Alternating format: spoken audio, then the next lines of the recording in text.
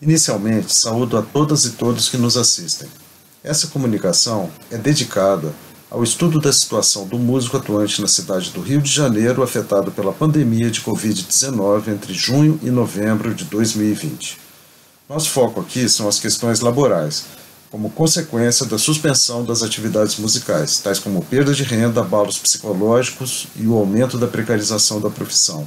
Utilizamos o método etnográfico na modalidade pesquisação participativa e a técnica de entrevistas semi-estruturadas pela internet. Selecionamos 10 musicistas, 9 do gênero masculino e uma do gênero feminino, todos em atividade na cidade do Rio de Janeiro, na zona sul e centro do município. 8 deles são discentes dos cursos superiores em música da Unirio.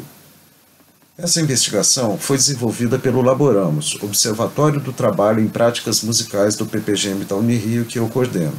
Uma coisa essencial para esse grupo são os princípios de horizontalidade e autonomia produzidos pela prática dialógica de Paulo Freire e da indissociabilidade entre pesquisa, ensino e extensão. Desde 2011 venho desenvolvendo minha prática a partir desses princípios. Isso implica que todos os membros do grupo de pesquisa participam ativamente de todas as fases da pesquisa, desde o diagnóstico do problema até o estabelecimento de objetivos e procedimentos. A gente escolhe coletivamente conceitos e metodologias. O que se quer com isso é que os resultados sejam de interesse para os próprios membros do grupo. Assim, em vez de uma pesquisa supostamente neutra, a gente tem uma pesquisa engajada com a realidade material e concreta do trabalhador da música. Portanto, o interesse principal aqui é poder desenvolver esse tipo de autonomia baseada no diálogo e na relação entre teoria e prática. Imposição de polivalência e despesas com equipamentos. Nossa pesquisa identificou uma intensificação da necessidade já imposta aos trabalhadores da música nas últimas décadas, diversificar as atividades profissionais e acumular mais de uma função em seus trabalhos. O ambiente online foi um recurso fundamental para que pudessem continuar trabalhando durante a pandemia. Porém, o acesso aos equipamentos necessários foi apontado como um problema. Essa vida online que a gente está tendo, assim, né? Primeira coisa para quem pode, até certa forma, né? Tá em casa nesse momento de pandemia e tá em casa com um ambiente que se possa fazer um vídeo, Entendi. sabe? Que é um ambiente silencioso. São vários fatores. Estar numa casa com um ambiente silencioso, que com uma conexão com internet e com um aparelho que permita fazer isso de uma qualidade que para o mercado já tem um padrão de qualidade. Coerção em empreendedorismo e trabalho não pago. Hoje em dia, ter um perfil ativo nas redes sociais se tornou necessário para conseguir determinados trabalhos. Esta nova necessidade, além de ser mais uma manifestação de polivalência, é também uma forma de pressão para que os músicos trabalhem de graça. Afinal, é a partir do trabalho não pago de produção de conteúdos, que acaba sendo explorado pelas plataformas e redes sociais, que muitos músicos divulgam seu trabalho. Que é essa história de que todo mundo é empreendedor, né?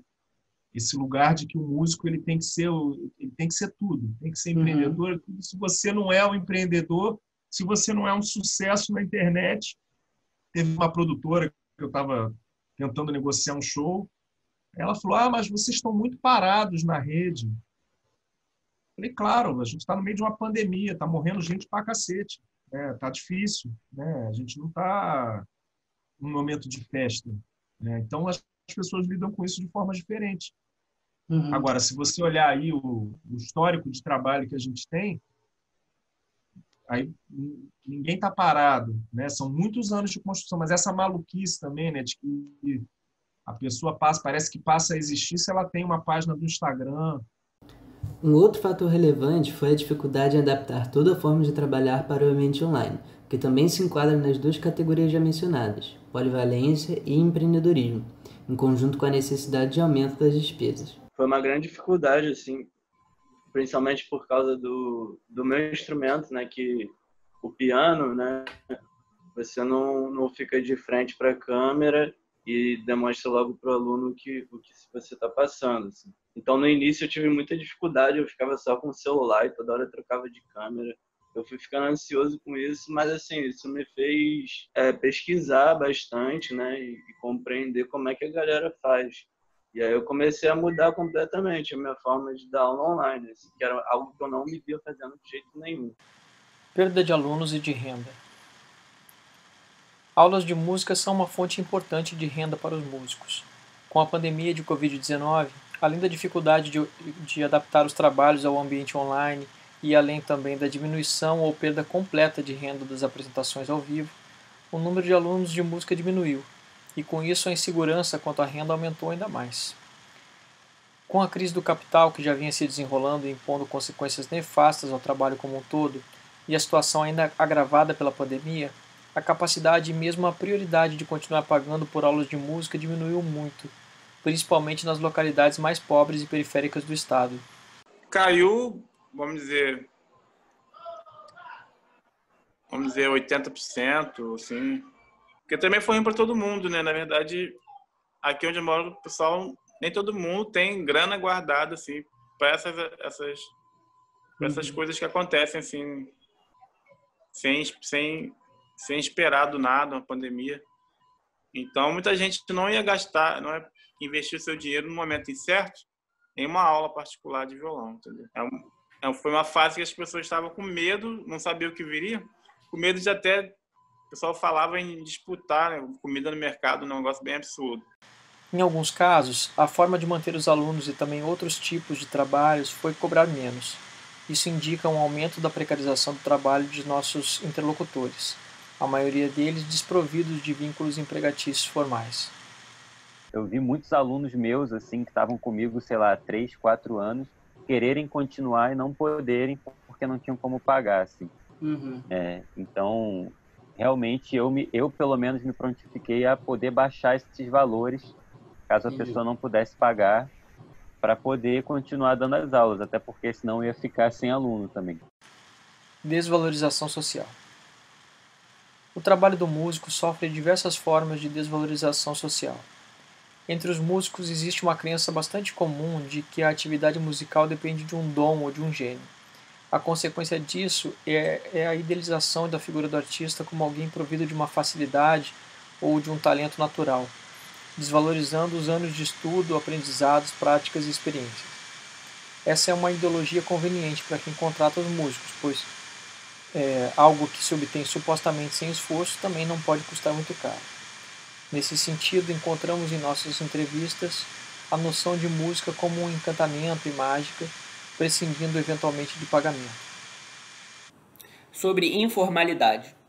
A informalidade nas relações de trabalho foi narrado em diversos momentos e de várias formas, tanto no âmbito da docência, em escolas particulares ou até mesmo em aulas particulares, como também no âmbito das performances musicais, em teatros, casas noturnas, bares e restaurantes.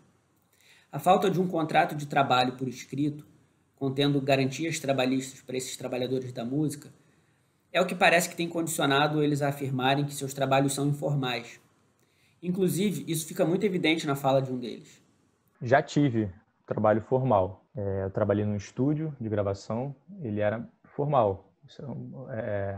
E já tive também alguns trabalhos de carteira assinada, que não tinham a ver com a música. Entendi. Mas hoje não é formal, né? É tudo indiretamente, né? Entendi. Quer dizer, tudo informal, né? Sobre irregularidades. Em relação às remunerações, eles nos relataram que desde antes da pandemia suas remunerações já sofriam com irregularidades e inconstâncias. Mas eles foram categóricos em afirmar que a pandemia, junto com seu necessário período de isolamento social, agravou esse quadro. Isso fez, inclusive, com que alguns deles tivessem que recorrer a antigas práticas de trabalho, a fim de conseguir sobreviver durante esse momento pandêmico. Não é nem um pouco regular, mano. Assim, eu quando estava com a Simone e com a peça, eu estava ganhando uma grana um pouco mais regular, né? Mas quando começou a parar os trampos, eu tive que ir para a rua dar o meu jeito, né? Fazer essa parada do couvert, tirar uma grana de outros lugares. Sobre editais e auxílios governamentais. Neste cenário de angústia e incerteza, a participação em editais e auxílios governamentais é um imperativo, mas não é fácil alcançar essas iniciativas. Nos editais, há uma predominância de foco que atenta contra a diversidade de manifestações musicais. Espaços geográficos centrais também acabam sendo privilegiados em relação aos locais periféricos. Tem muito edital voltado para certos casos específicos. Assim, por exemplo, eu tenho o quarteto, né, o Bico de Lacre, e a gente já tem um trabalho sólido, concreto, assim, para apresentar, compositor, assim. Só que você vê uma gama imensa de editais aparecendo, por exemplo, para canções, né, para compositores de canções, para cantores, e o meio da música instrumental, por exemplo, não tem quase nada. Assim, né? Então, já fica um ponto difícil, assim, né? Para o instrumentista, principalmente, falando, né? Então, eu acho que ainda é pouco acessível, assim, para todos os ramos da música que a gente tem, assim.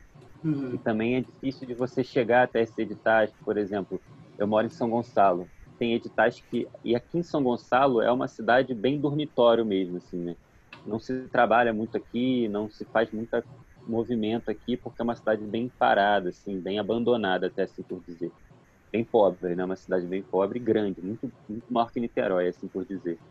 Então, a maioria das pessoas que vivem aqui ou trabalham em Niterói ou trabalham no Rio, né? Então, assim, abrem editais para Niterói e para o Rio, que é para onde a gente trabalha, mas para aqui não abre, entendeu?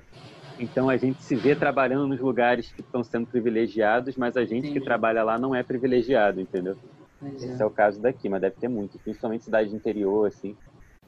Nossos interlocutores também manifestam insatisfação com as iniciativas de auxílio do governo federal. O valor disponibilizado é percebido como insuficiente para a manutenção mínima da qualidade de vida. Eu acho que ninguém vive de R$600, né? O que é mais preocupante para mim é que eu acho que o Estado achar que está dando R$600 para o povo e acha que já está fazendo, para mim isso é um preocupante demais. Dar R$600 não dá nem metade de um aluguel, né? A compreensão é de que não há ajuda por parte do poder público.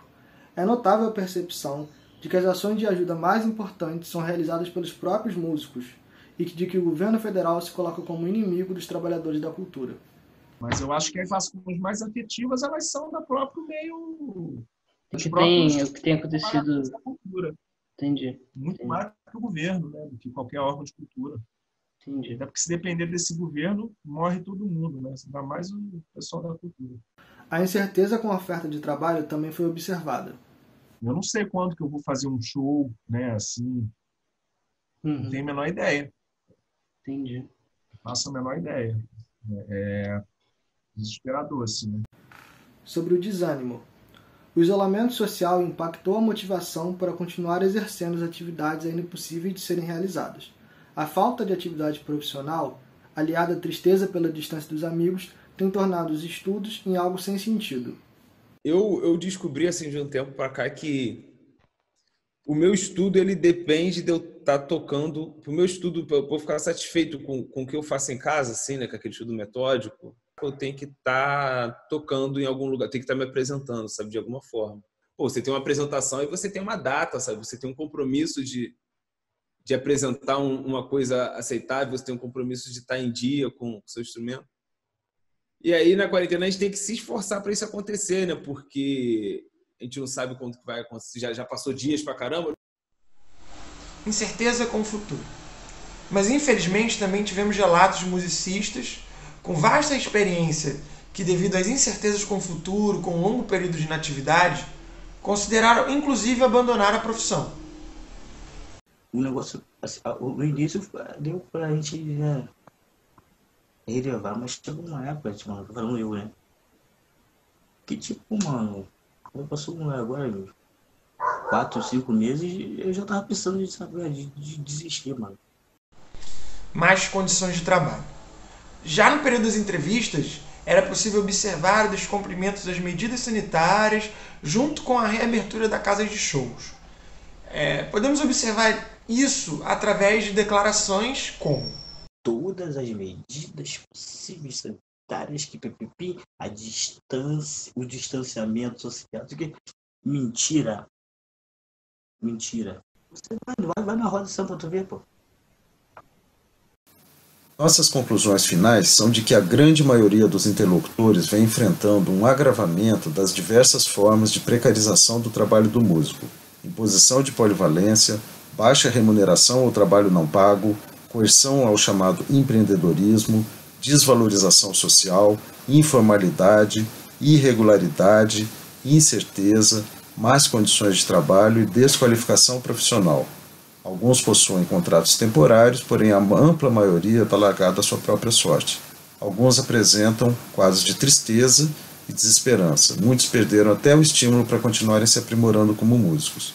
Esses resultados mostram que é imprescindível continuar a pesquisa, investigando o retorno inseguro das atividades de trabalho em espaços presenciais, como escolas de música, casas de shows e ONGs.